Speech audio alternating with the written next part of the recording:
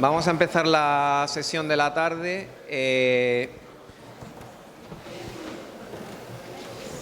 Es una sesión bastante fuertecita y bastante apretada, con lo cual yo ya voy a intentar hablar lo menos posible. Empezamos con una primera charla por Miguel Ángel Higuera, director de Amprogapor, que trata sobre qué está preparando Europa en materia de bienestar. Perfecto. Bueno, muchas gracias, Antonio. Buenas tardes. Para mí, obviamente, es un placer estar aquí, así que gracias al Grupo Jorge, gracias a la universidad por haber contado con nosotros. La sala y el aspecto pues es fantástico, la audiencia muy bien, pero el ponente y la hora son difíciles, ¿eh? La hora después va a estar complicado. O sea, si a alguien no aguante y se tiene que echar una cabezada, lo entiendo, intentaremos molestarle lo menos posible. Así que, ánimo.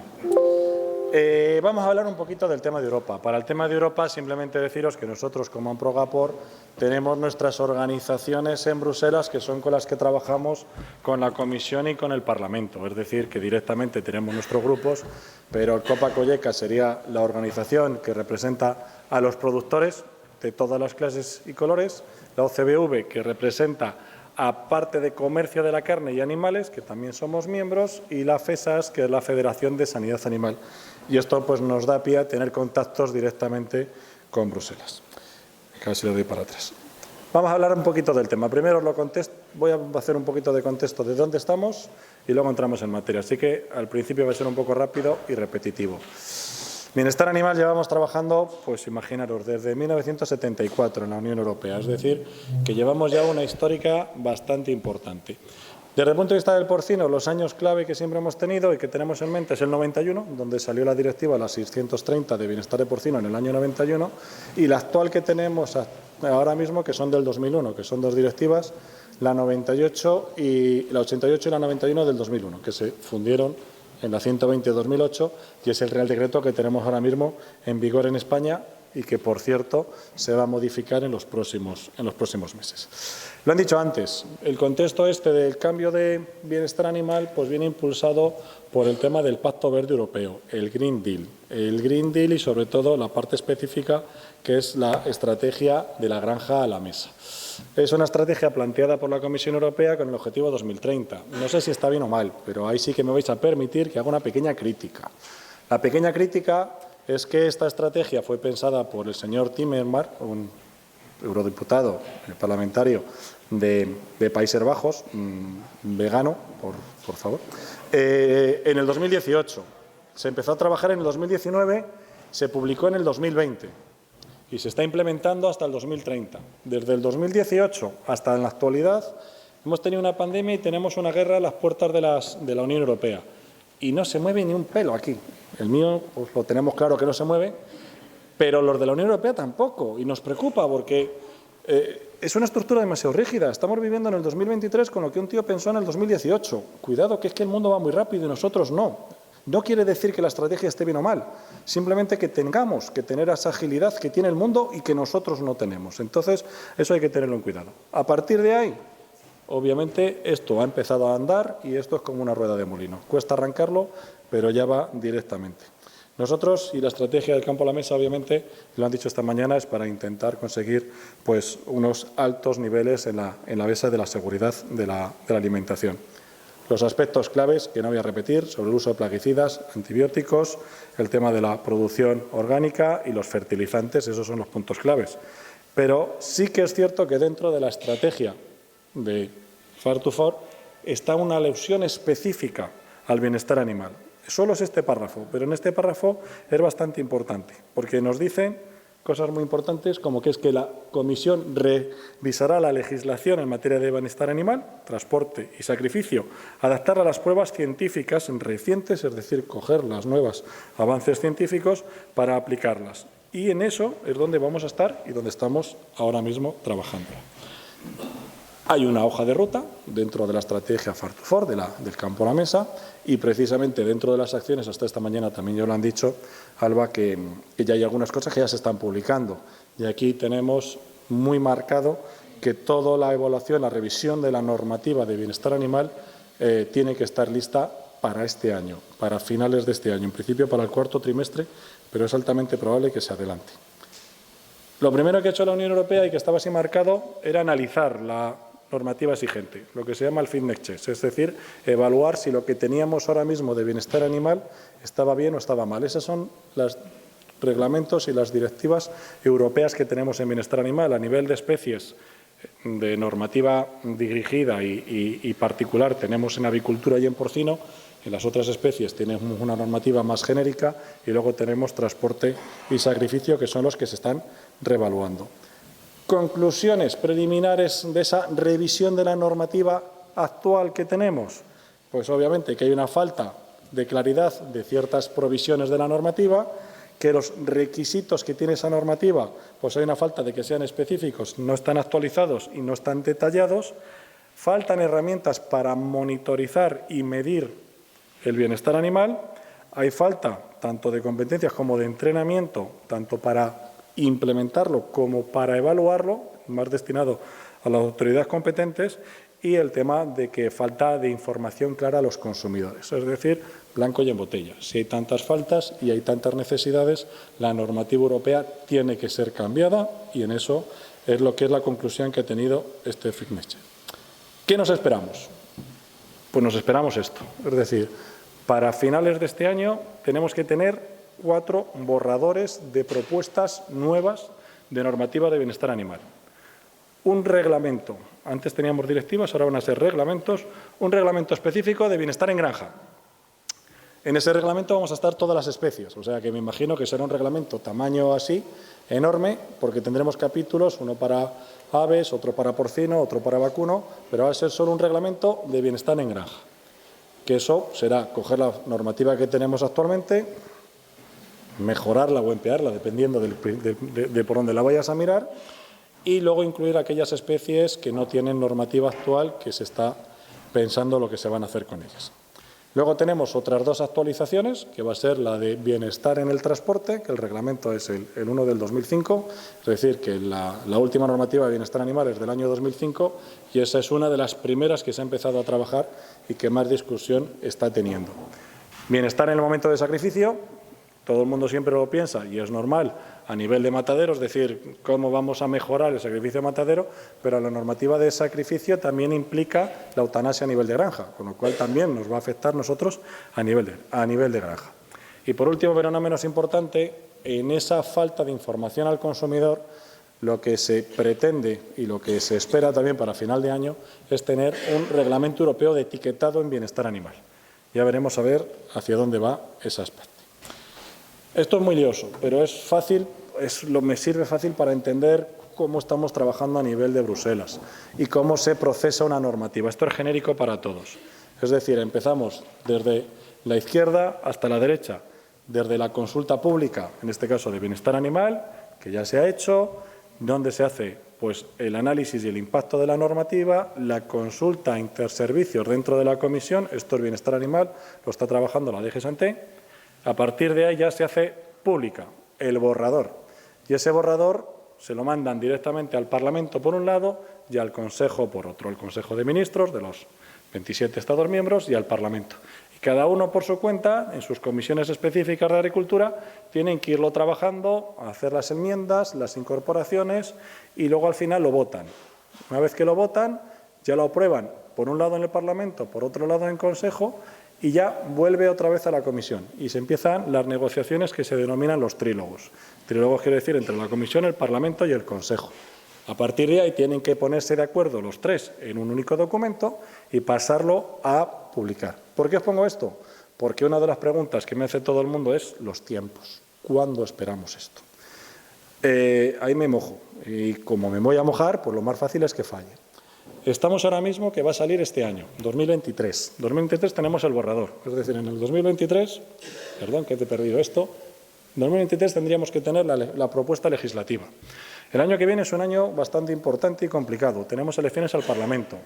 Es decir, que en el 2024, normalmente a febrero de 2024, se caen todos los bolígrafos en Bruselas. Es decir, se para todo, las actividades, y se centran en las elecciones que son en mayo. Entonces, si el dossier de bienestar animal, que así lo esperamos, es tan denso que no les da tiempo a procesarlo hasta febrero o marzo, quiere decir que posiblemente lo pospongan para el nuevo Consejo y para el nuevo Parlamento y para la nueva Comisión. Es decir, que empiecen a retomarlo a finales de 2024. En 2025, que puedan estar pues debatiendo internamente, aquí en estos debates es donde entramos nosotros. Nosotros es donde directamente en cada una de las piezas, ya bien sea nuestro Estado miembro o ya bien sea nuestros europarlamentarios, es donde intervenimos los sectores.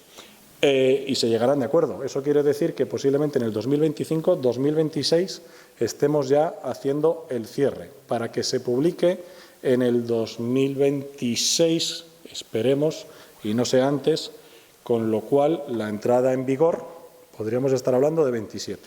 Quedaros con esa fecha. Me he mojado, Luego seguro que el año que viene van súper rápido, lo publican en 15 días y vosotros me diréis, qué torpe, tío. Pero bueno, lo he intentado. Tenemos la consulta pública y ahora lo que estamos precisamente es con las opiniones científicas. Lo dijo Farm to Fork, es decir, toda la nueva normativa de bienestar animal tiene que estar basado en la ciencia reciente. Por lo tanto, ¿quién tiene la ciencia? Lo que está publicado. ¿Quién recoge lo que está publicado? La EFSA. Entonces, la Comisión Europea ha encargado a la EFSA, lo que llaman unos mandatos, para que vayan emitiendo las opiniones científicas sobre los diferentes aspectos de bienestar animal.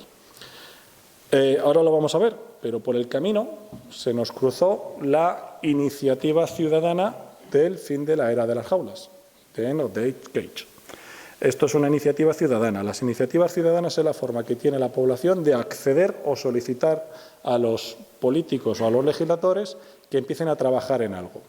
Que una iniciativa ciudadana supere la cifra mínima de firmas para que sea procesada no quiere decir que se tiene que tener en cuenta, sino que tiene la obligación de ser atendida. Puede ser atendida y rechazada, o en este caso puede ser atendida y considerada. Iniciativas ciudadanas hay muchas. Estas son algunas de las que están ahora mismo en vigor. Está una de la protección del heritage, de nuestra cultura, y esto más destinado a defender nuestra posición a nivel de los campos.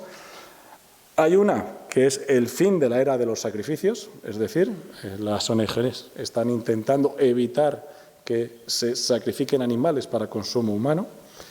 El fin de la peletería. El fin de la peletería tiene mala pinta. Ya lleva 1.425.000 firmas. Para que una iniciativa ciudadana se considere que ha pasado, tiene que conseguir como mínimo 1 millón de firmas. Luego, aparte, en función de todos los países, necesita el mínimo de 14 países y cada país tiene una cuota mínima. Es decir, que si lo consigues, pues pasa. Todavía no se ha cerrado la firma del fin de la era de la peletería y creo que ya lo ha conseguido. Es decir, que esa va a ser otra iniciativa que va a conseguir. Pero hay algunas otras, por ejemplo, como que se pare el 5G. O sea, hay iniciativas de todas las... Esto está en la página web de la Comisión. Hasta la fecha, desde que se formó la Unión Europea, solo ha habido 6 iniciativas ciudadanas que han superado la cifra del 1 millón de firmas y la distribución específica que os he dicho. La que nos interesa, obviamente, es el fin de la era de las jaulas, que consiguió 1.397.000 firmas y, por lo tanto, tuvo que ser procesada por el Parlamento y por la Comisión Europea. Estaban todas las organizaciones animalistas detrás. Lo de las iniciativas ciudadanas, lo que sí que hemos visto que es muy importante quién está detrás. Si hay detrás un apoyo económico importante que lo mueva, pues conseguimos que haya muchas firmas. En esta estaban todas las ONGs, lo priorizaron. Creemos que la campaña del fin de la era de las jaulas tenía un presupuesto de divulgación de alrededor de 5 millones de euros, con lo cual también es bastante importante la presión que tuvo. Consiguió el 1.400.000 firmas. 1.400.000 firmas es mucho o es poco, pues somos 400.000 dentro de la Unión Europea, ¿vale? Entonces, esos 1.400.000 van a determinar cuál es el futuro. En una discusión ardua que tuve directamente en la Plataforma Europea de Bienestar Animal con uno de estos, concretamente con Compassion in Wolf Farming, me dijo a mí, en una reunión pública, que es que ellos eran muy importantes porque ellos, como animalistas, estaban representando a 10 millones de personas. Digo, me lo has dejado votando. Digo, porque si representas a 10 millones de personas y solo habéis conseguido 1.400.000 firmas, quiere decir que solo apoyan el 14% de los tuyos. El 86% no lo quieren.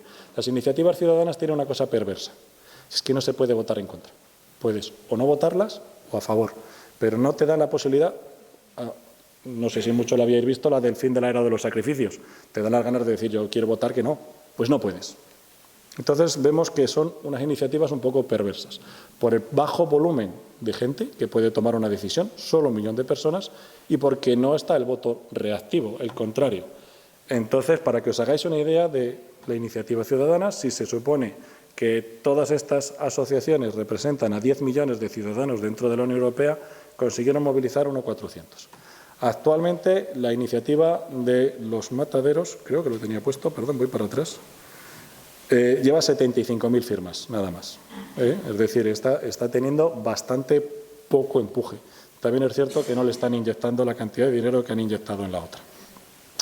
Total, a lo que voy. Como han pasado el 1 millón de firmas, tiene que ser atendida por el Parlamento y por la Comisión. Y esta es una de las comunicaciones que hizo la Comisión Europea.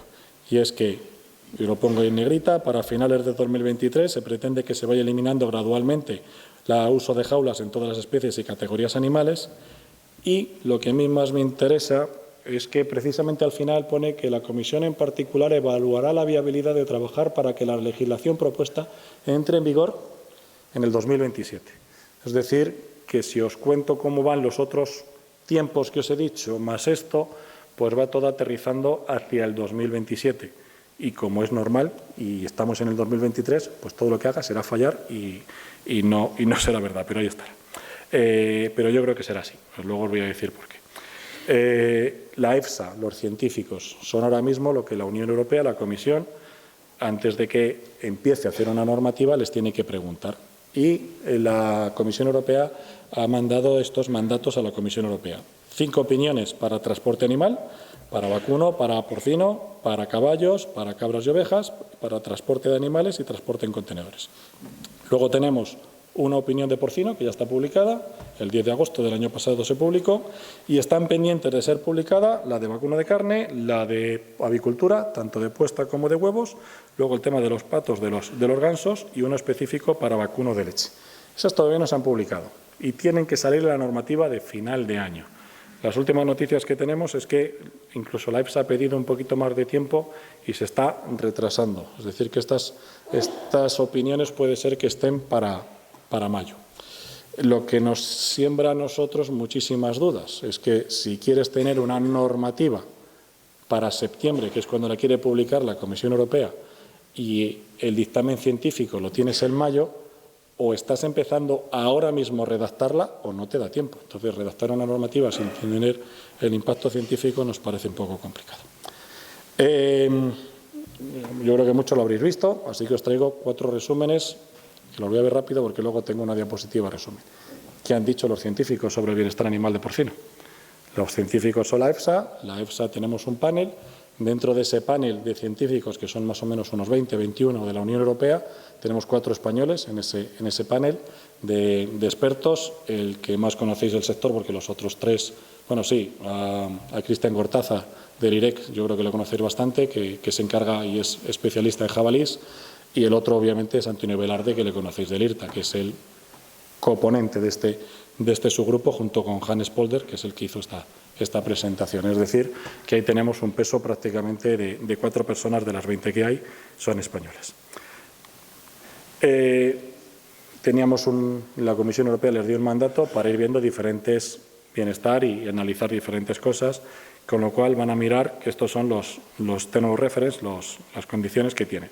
Describir los sistemas y prácticas de cría actuales, describir las consecuencias relativas al bienestar animal, basados en lo científico que está publicado ahora mismo, definir las medidas basadas en animales, lo que se llaman los indicadores de bienestar animal, que eso está bastante de moda y eso se va a venir para quedar, identificar los peligros que pueden tener y qué consecuencias de bienestar animal y hacer las recomendaciones oportunas. En este aspecto lo que han ido tomando son diferentes categorías, las cerdas gestantes, las cerdas antes del parto, los animales destetados y los indicadores de bienestar animal, basados en bienestar animal. Pequeñas recomendaciones que os pongo y que luego las voy a intentar resumir. Para las cerdas y cerdas jóvenes, es decir, esperar a ver cómo se van portando. Pues te lo dicen que las consecuencias de bienestar asociadas con la formación de grupos de cerdas y cerdas jóvenes se pueden mitigar en cualquier etapa dirigiéndose a los principios de un buen mezclado. Agrupar cerdas y cerdas jóvenes en el periodo entre los 8 y los 21 días después de la cubrición puede tener efectos negativos en la tasa de parto y que la tasa de parto de las cerdas en grupo debería ser igual que si estuvieran estabuladas. Vale, pues esas son recomendaciones fáciles. Tenemos que ofrecer a las cerdas y cerdas jóvenes materiales para hacer el nido. Esto serían en la zona de preparto. Hay que facilitarles a las cerdas materiales para hacer el comportamiento natural de hacer el nido. El cuidado con el confinamiento impuesto antes del parto, porque puede ser perjudicial para las cerdas y se restringe la posibilidad de moverse, es decir, que antes del parto la cerda tendría que tener libertad de moverse. Ya no vale esto de una semana antes del parto, la podemos tener en jaulas. Y intentar retrasar lo máximo posible, confinar la cerda para que pueda estar a gusto haciendo el parto. Sí que es cierto que muchos de los científicos contemplan que a la hora del parto lo mejor es tener a la cerda confinada para, obviamente, facilitar las labores de atención al parto y supervivencia de los lechones. Eso, por lo pronto, digamos que está bien. Confinamientos temporales, es decir, que justamente en el momento del parto se pueda confinar la cerda. Pero otra de las preguntas, que si no son todos los días, pues son cada día sí, cada día no, es los metros cuadrados que puede tener eso. La EFSA nos dice que para las jaulas temporales el espacio que debería tener la cerda estaría entre los 4,3 y los 6,3 metros cuadrados. Eso de la cerda. Lo que nos vendría a que la paridera total tendría que tener la friolera de los 7,8 metros cuadrados de espacio total de paridera, con 6,6 por cerda. Aquí ya tenemos serios problemas, ¿vale? Aquí empezamos a tener serios problemas. No estamos hablando de bienestar animal, estamos hablando del impacto que puede tener económico sobre la explotación, sabiendo que hay modelos actuales que tienen menos metros cuadrados y el bienestar animal está garantizado. 7,8, digamos, que ha sorprendido a todos. Fue una cosa que dijeron, ¿de dónde narices se lo han sacado? La EFSA, vuelvo a decirlo, está basado su opinión en artículos científicos publicados. Por lo tanto, de lo que hay publicado es de donde se extraen las conclusiones. Ahí ya tenemos un toque de atención y a mí me gusta que precisamente pues Grupo Jorge esté avanzando aquí con la universidad, porque lo que necesitamos es hacer más estudios de cosas normales. Las cosas, y perdón por la palabra, estrambóticas quedan muy bien, pero cuanto más estrambótico es, más te puede aparecer aquí, ¿vale? ¿Por qué? Porque está publicado. Si no está publicado y lo normal, el día a día, lo que pasa normal y corriente, normalmente tiene poco impacto de publicarse. Entonces, que lo sepamos que es lo que hay. 7,8. Digamos que dentro de los estudios que ha tenido en cuenta, si os leéis los 300 y pico folios de la opinión, te dicen que nosotros tenemos ahora mismo las cerdas en jaulas y tienen una mortalidad predestete. Con esta metros cuadrados, si nosotros abrimos la cerda, automáticamente nos aumenta la mortalidad predestete. Si pasamos de los 4,2, 4,4 metros cuadrados que tenemos una paridera, la pasamos a 5, tenemos un incremento de la mortalidad predestete. Si la pasamos a 6, se nos incrementa la mortalidad predestete. Y según vamos aumentando, por así decirlo, los metros cuadrados, ya se nos empieza a reducir el número de aplastados. ¿Cuándo vuelve, según los estudios científicos, a la mortalidad predestete que tenemos en jaulas? En 7,8. Es decir, se supone que según va aumentando los metros cuadrados de cada una de las parideras, primero te aumenta y luego te reduce. Entonces, el punto de equilibrio para mantener la misma productividad que tenemos ahora mismo con las cerdas en jaulas sería 7,8 de paridera. Esto también es un poquito controvertido, que esto lo puse también de manifiesto en una reunión y no les gustó mucho a la EFSA. Personalmente considero que todo es susceptible de mejora y que alguien en un estudio científico del año 2019 me diga que tiene la misma mortalidad que tiene ahora mismo con 7,8, mi pregunta es, ¿y actualmente si lo vamos desarrollando, vamos aprendiendo y vamos mejorando, ese mismo resultado se puede tener con 5,5, con 5,4, con 5,6? Claro, cuando los científicos te dicen que no hay posibilidad de mejora, que lo que está escrito y que no hay posibilidad de que podamos mejorar, a mí me asusta, porque yo soy y creo que soy partidario de que todo en esta vida se puede mejorar. Este es el resumen, que es a mí lo que más me asusta. Este es el resumen de la opinión de la EFSA, ¿vale?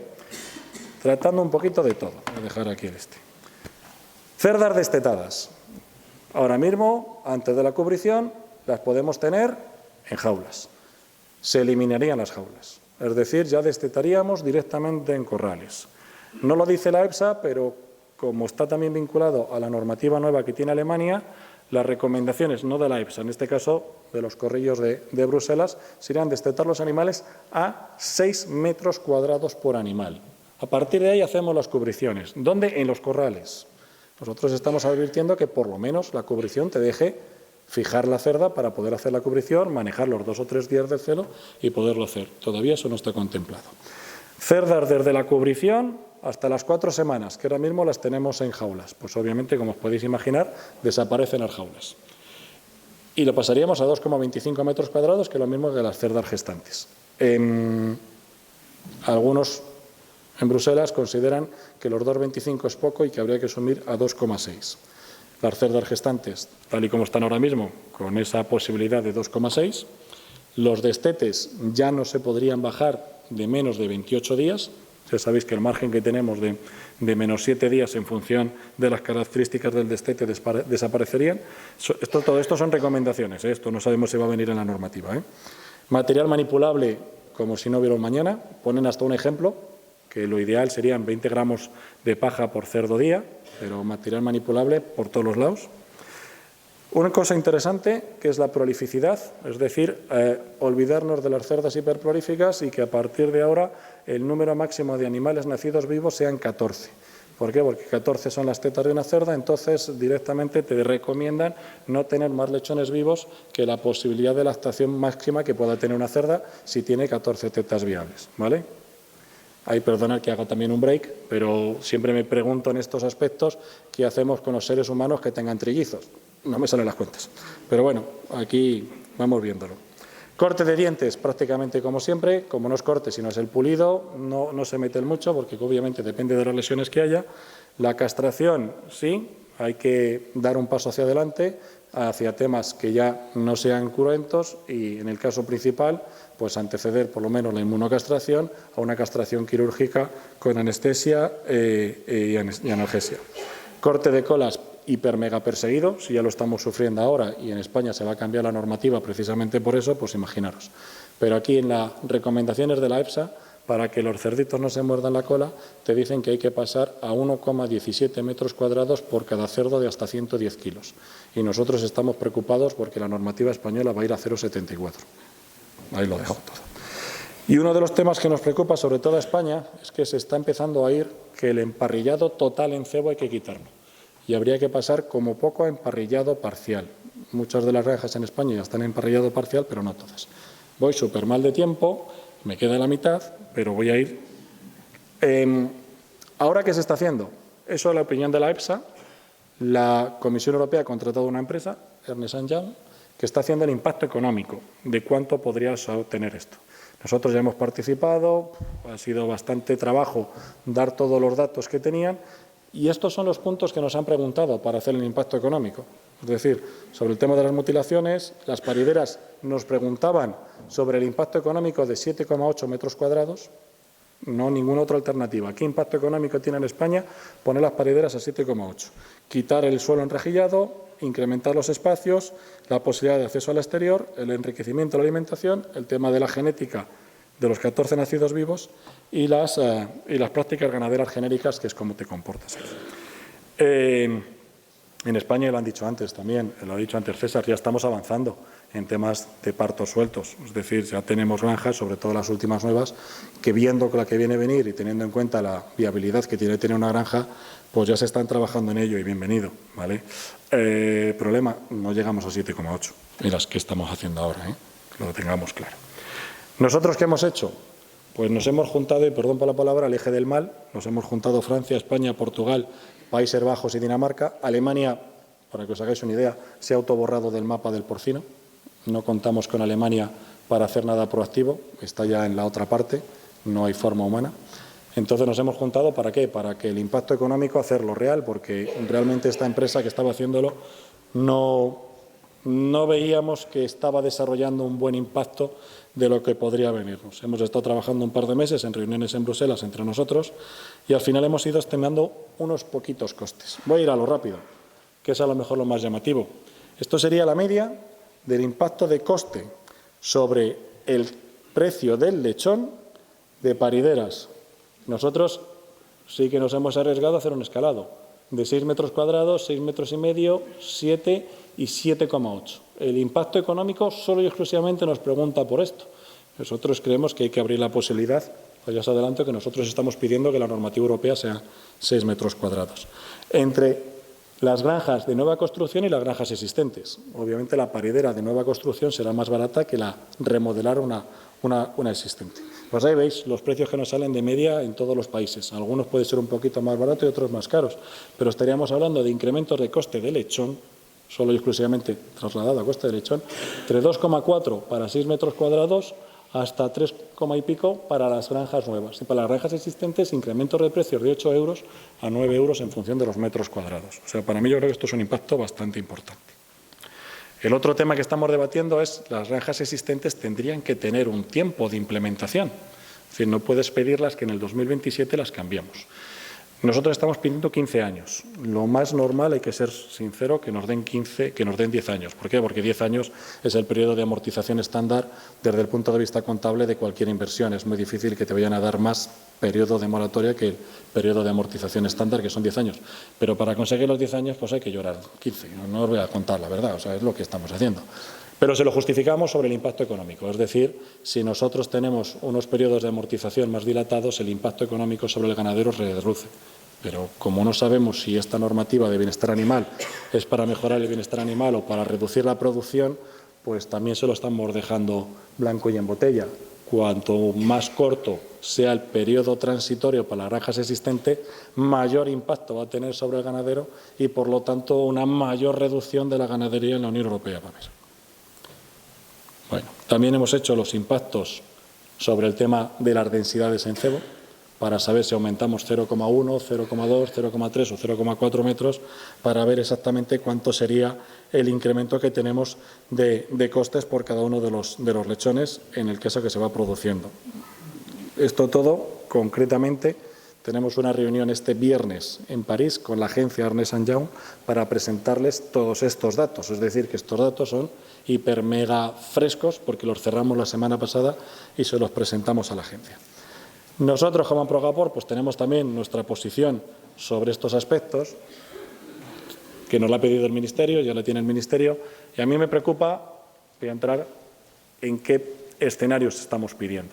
Nosotros estamos pidiendo que para el tema de los partos tengamos 3 opciones en el 2027. Es que si se publica la norma en el 2026, entre el 1 de enero del 2027 para aquellas granjas que el proyecto se presenta el 2 de enero de 2027. Entonces, yo presento un proyecto, entra en vigor la normativa. Para las granjas existentes a 1 de enero de 2027, que te den 15 años de moratoria. Esperamos que consigamos los 10, pero pedimos 15 años de moratoria. Pero hay un punto tercero que a mí me importa mucho como España, que es qué pasa con aquellos que proactivamente han decidido invertir y adelantarse y hacer partos sueltos y no están en los 7,8. Si llegamos a los 6, creo que casi todos los proyectos españoles entrarían. Pero ¿y si estás fuera? ¿Y si has hecho una granja de 2 años y resulta que en el 2027 estás fuera de juego? Pues nosotros lo que estamos pidiendo es que precisamente esas granjas que han sido proactivas y se han adaptado no tengan que cumplir una normativa que ya cumplen. Es decir, que la normativa entre en vigor para aquellas explotaciones existentes no adaptadas. Esa parte, que es muy pequeña, para mí tiene un impacto bastante importante. Es decir, que si yo ya estoy adaptado al bienestar animal, no me tiene que entrar una normativa con carácter retroactivo a alguna cosa que yo ya estoy cumpliendo. Vamos a ver si avanzamos en esos aspectos. 2 pinceladas. Se está manejando también lo del transporte. El transporte, tenemos 2 riesgos. El de las horas está claro, pero el de las horas es lo que hay. El riesgo que nos preocupa es que los científicos han determinado que, por ejemplo, en el caso de las cerdas, la temperatura de confort de las cerdas son 20 grados y más de 25 grados de temperatura exterior la cerda no debería moverse. Es decir, que cuando la temperatura exterior es de 25 grados se tendría que parar el transporte de animales. Para España, dices, ya todo lo que os he contado de las granjas, me parece que ya queda totalmente absurdo cuando dices que te puedes tirar en España 6 meses sin mover animales. Esto nos preocupa bastante, porque no lo entienden, ¿eh? Ojo, que tenemos una normativa ahora mismo en España de que el aire acondicionado en verano tenemos que tenerlo a 26, pero los cerdos tienen que estar a 25, ¿eh? O sea, que las incoherencias son bastante importantes. Cuidado con esto, que nos preocupa bastante. Luego lo de las horas, pues eso lo iremos trabajando. Etiquetado de bienestar animal es otro de los aspectos que creo que va a salir. Yo he estado en el subgrupo de etiquetado y simplemente en 2 palabras deciros que lo que se está poniendo de manifiesto es que está muy bien un sistema de etiquetado multinivel para que el consumidor vea un avance proactivo y que pueda diferenciar productos. Nosotros estamos pidiendo multinivel, nosotros estamos pidiendo que sea voluntario, pero la Comisión Europea y las ONGs quieren que sea obligatorio. Obligatorio sistema de los huevos, por ejemplo, que todo huevo que se pone en el mercado vaya etiquetado de bienestar animal y te diga qué categoría. Nosotros creemos que tendría que ser la normativa vigente y luego ya a partir de ahí vamos subiendo de una forma voluntaria y que lo puedas etiquetar. Importante que estamos de acuerdo en que todo el mundo tiene que diseñar los requisitos que tienen que cumplir ese programa de etiquetado y que no tiene que ser la EFSA solo quien lo tenga que definir, sino también los stakeholders. Y por último, pero no menos importante, Antonio, simplemente por esta es la penúltima diapositiva, porque es que esto también fue de este grupo de etiquetado. ¿Qué es los consumidores? Pues esto lo hicieron Eurocommerce, que es la organización europea que representa a los consumidores y que te dice, pues ya lo veis, tu intención de comprar a tienda, es decir, a punto de venta, diferencia 2021-2022. ¿Qué te parece el precio? Pues para las personas de rentas bajas y las personas de rentas altas. Tu intención de mirar precios más bajos, un incremento del 40 al 52% para las rentas bajas, para las rentas altas, un incremento de 4 puntos. El tema de salud, aparte de que ya es más bajo, es decir, 27-28, los incrementos de productos más saludables muy bajos. Yo creo aquí que también tiene un factor importante, decir, ya estamos comiendo muy saludable en la Unión Europea, no hace falta incrementarlo, pero sí que es importante. Pero cuidado, calidad, productos premium para las rentas bajas, menor intención de compra que las rentas altas y el medio ambiente. Para las rentas bajas, lo primero es comer y luego lo otro. Me ha parecido bastante curioso. El resumen, todo esto me lo podría haber ahorrado y hubieras dicho, ¿qué está preparando la Unión Europea en bienestar animal? Pues normativa de granja, de transporte, de sacrificio y de etiquetado. Gracias.